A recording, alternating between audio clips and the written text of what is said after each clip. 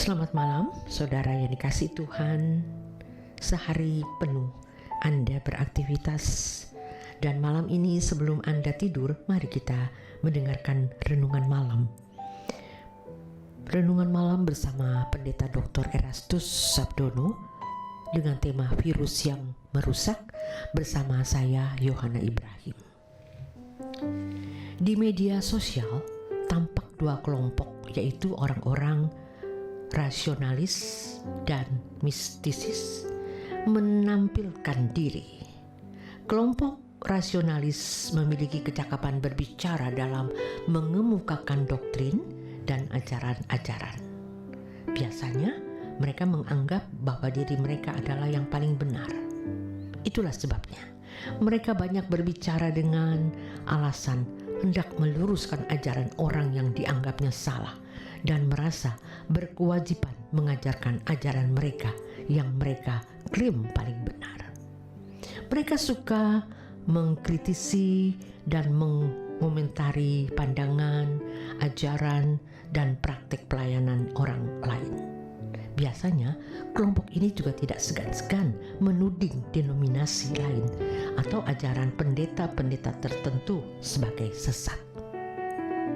Tidak jarang, mereka menyampaikan ajaran dengan kata-kata keras kepada orang lain dengan label sesat, pembohong, penipu, tolol, bodoh, dan lain sebagainya. Berdasarkan pemahaman mereka, gereja atau orang lain yang tidak sesuai dengan ajaran mereka pantas disebut sebagai bidat. Kelompok rasionalis ini juga tidak segan-segan berdebat dengan agama lain dan merasa memiliki kewajiban yang berapologet. Artinya, menjelaskan dan mempertahankan iman Kristiani melalui dialog sampai pada perdebatan. Sebaliknya, orang-orang mistisis biasanya tidak melakukan perdebatan-perdebatan teologi atau berapologet dengan agama lain. Mereka menampilkan Allah yang mereka percaya melalui kesaksian-kesaksian, yaitu kesaksian mukjizat dan pernyataan kuasa Allah yang mereka alami, yang mereka klaim sebagai pengalaman bersama Tuhan.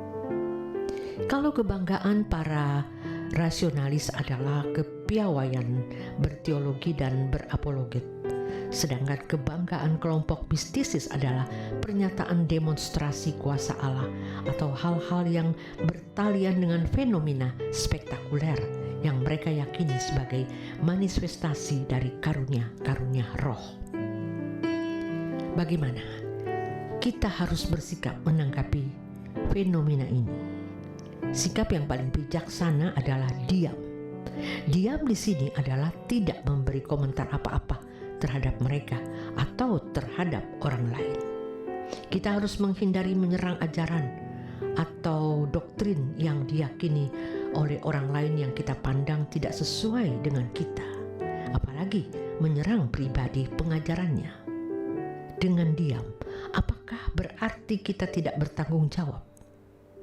Tentu kita bertanggung jawab dengan cara yang santun.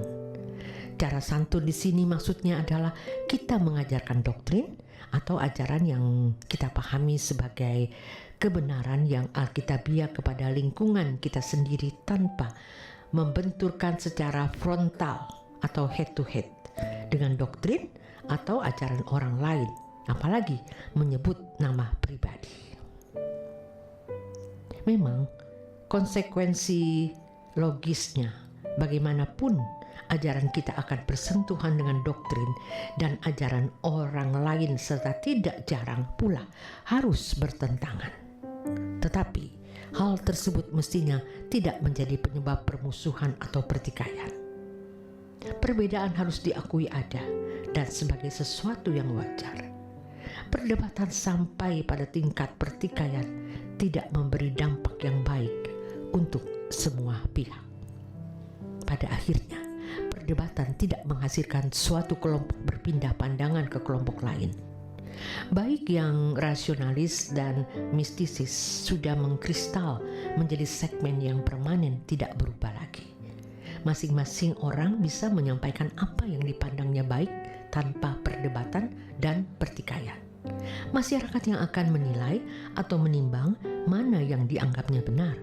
Orang yang suka berdebat dan berusaha menunjukkan kesalahan orang lain dengan alasan bahwa dirinya sedang membela kebenaran. Padahal belum tentu demikian, adalah orang-orang yang belum selesai dengan dirinya sendiri.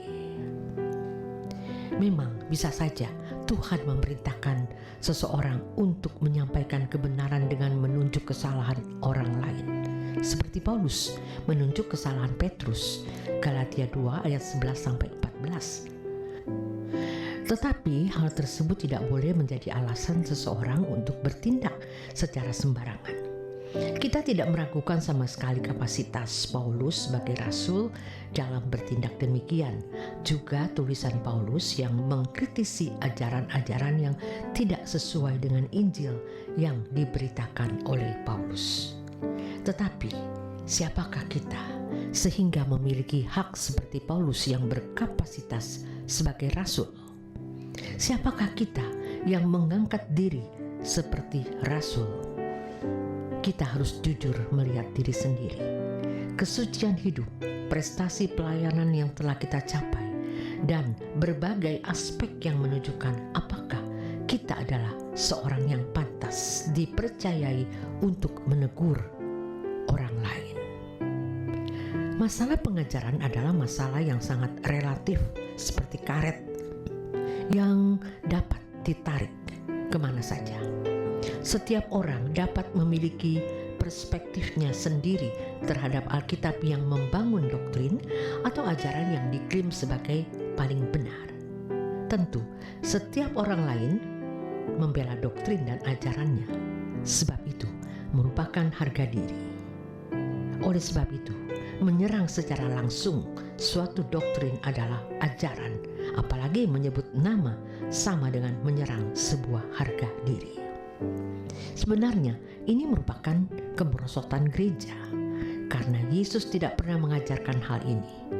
Orang-orang yang belum matang mentalnya ditandai dengan sikap semena-mena menyerang doktrin dan ajaran orang lain, bahkan menyebut nama secara terang-terangan. Mereka memandang ajaran yang mereka pandang seperti virus, padahal belum tentu salah. Padahal tindakan mereka jelas merupakan virus yang merusak keharmonisan hidup bersama. Orang-orang yang belum matang mentalnya ditandai dengan sikap semena-mena, menyerang doktrin dan ajaran orang lain, bahkan menyebut nama secara terang-terangan sejatinya. Mereka merupakan virus yang merusak keharmonisan hidup bersama. Kini saatnya Anda harus beristirahat, nikmati malam ini bersama keluarga.